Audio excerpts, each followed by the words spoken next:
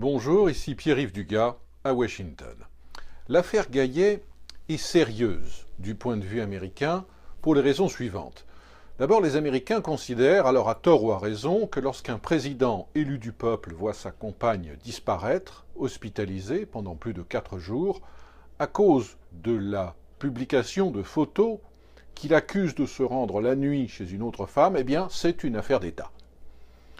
Ça n'est pas une affaire privée.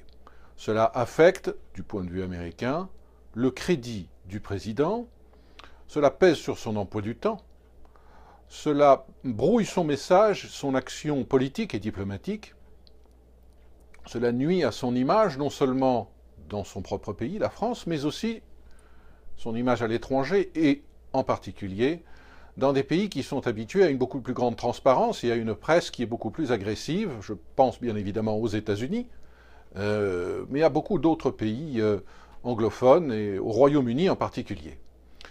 Pour l'Américain, ce genre d'affaires représente un risque d'affaiblissement considérable pour le président, un risque aussi de chantage, car son comportement l'expose à toute forme de pression de la part de groupes privés ou de pays étrangers qui pourraient avoir des informations sur sa vie personnelle et ensuite chercher à s'en servir pour influer sur ses décisions politiques. Ce comportement aussi est jugé pour un Américain dangereux dans la mesure où, semble-t-il, il peut mettre en danger la sécurité corporelle immédiate du président dans ses déplacements nocturnes. Ça, c'est le regard américain. Il faut bien sûr le remettre dans le contexte américain, qui est la grande puissance de ce que l'on appelle ici le Secret Service, qui est à dire le service de protection de toutes les personnalités politiques de premier rang aux États-Unis, et qui est très puissant même à la Maison-Blanche, et qui va très souvent jusqu'à dicter au président des États-Unis ce qu'il peut et ne peut pas faire.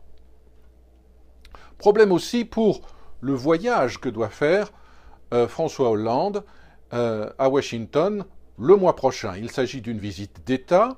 Valérie Trierweiler et François Hollande font l'objet d'une invitation spécifique. Ils sont nommément invités personnellement, notamment à un dîner à la Maison-Blanche le 11 février. Et le fait que François Hollande ne puisse dire clairement, pendant plusieurs jours, si Valérie Trierweiler l'accompagnera dans ce voyage, ou si la première dame sera une autre personne, donne de la France une image qui n'est pas très sérieuse et qui risque de compliquer le travail important que le président Hollande devait faire aux États-Unis dans le cadre de ce voyage. La France et les États-Unis collaborent dans des endroits très chauds de la planète sur des questions militaires graves, et il y a un grand contraste entre l'admiration que l'administration Obama a pour la position française d'intervention militaire rapide, dangereuse et risquée au Mali par exemple et en Centrafrique, et tout d'un coup ces dysfonctionnements dans la vie personnelle du président qui ont un impact manifeste sur sa conduite des affaires. Washington, Pierre-Yves Dugas.